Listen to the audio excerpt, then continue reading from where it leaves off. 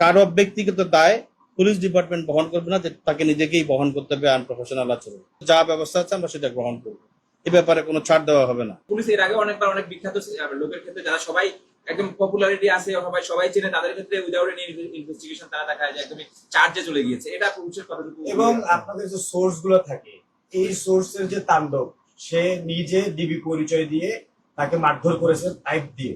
আপনার পুলিশ সদস্য তার গলা ধরলেও সোর্স তাকে পিটাইছে ডিবি পরিচয় দিয়ে।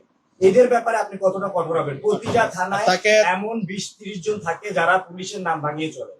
তাকে অলরেডি আটক করা হয়েছে এবং পুলিশ সদস্য যারা দায়ী আছে, পুলিশ সদস্যদের বিরুদ্ধে বিধি মোতাবেক সর্বোচ্চ ব্যবস্থা গ্রহণ করা হবে। যারাই এরকম আনপ্রফেশনাল আচরণ করবে তাদের বিরুদ্ধে পুলিশ কারো ব্যক্তিগত দায় পুলিশ ডিপার্টমেন্ট বহন করবে না, যে তাকে নিজেকেই বহন করতে হবে আনপ্রফেশনাল আচরণ। প্রথমে 3 জনকে বরখাস্ত করার কথা আমরা শুনেছিলাম, এখন আসলে কাদেরকে বরখাস্ত করলেন, তাদের নাম কি, এদের সংশ্লিষ্টতা কিরকম, মামলা হয়েছে কিনা? না, মামলা আমরা বিভাগীয় মামলা হবে।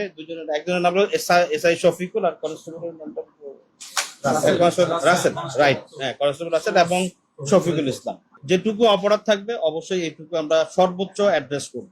এটা ব্যাপারে কোনো ছাড় দেওয়া হবে। এখানে আরেকটা জিনিস, বিখ্যাত ব্যক্তিরা এই ধরনের ঘটনার মধ্যে পড়লে মানে এটা আসলে আলোড়িত হয়, মানে কিন্তু যখন আপনি একদম সাধারণ, এটা সবার জন্যই প্রযোজ্য, কিন্তু সেটা সাধারণ মানুষের ক্ষেত্রে নো, এটা দেশের প্রতিটি নাগরিকেরই আইনগত সহায়তা পাওয়ার অধিকার রয়েছে, আইনগত সহায়তা পাওয়ার অধিকার রয়েছে।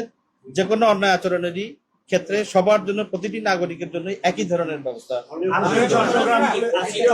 পুলিশের আপনি কর্মকর্তা, আপনার নিয়ন্ত্রণে হচ্ছে Chittagong CP, Chittagong metropolitan police, আপনার সদস্যদের হয়ে আপনি কি দুঃখ প্রকাশ করবেন কিনা এই ঘটনার বিষয়ে? আমি এই বিষয়টির জন্য দুঃখ প্রকাশ করছি। বাংলাদেশ পুলিশ কখনোই আনপ্রফেশনাল আচরণের জন্য কাউকে কখনোই ছাড় দেবে না, এবং পুলিশ ডিপার্টমেন্ট কোনো পুলিশ সদস্যের ব্যক্তিগত আচরণের জন্য, আনপ্রফেশনাল আচরণের জন্য পুলিশ বিভাগ এটার দায়িত্ব নেবেন, এটা তাকেই নিতে হবে। তদন্ত কমিটির রিপোর্টটা কি শুধুমাত্র পুলিশ সদস্যদেরকে বাঁচানোর জন্য হয় কিনা? না হলে সরাসরি একজন সাংবাদিককে হামলা করার পর, মারধর করার পর, তার পুরো শরীরে জখমের চিহ্ন দেখার পরও আমরা এই ঘটনায় কোনো ধরনের বিচার হতে দেখিনি। এটা নিয়ে আপনি কি বলবেন? আপনাদের তদন্ত কমিটিকে আপনারাই করেন, আপনাদের তদন্ত কমিটিকে আপনাদের পুলিশ এটা যেহেতু পূর্বের ঘটনা হলো, তারপরে আমি বলবো যে আপনি যে প্রস্তুতি করেছেন, প্রশ্নের সবকিছুর সাথে হয়তোবা প্রাসঙ্গিক।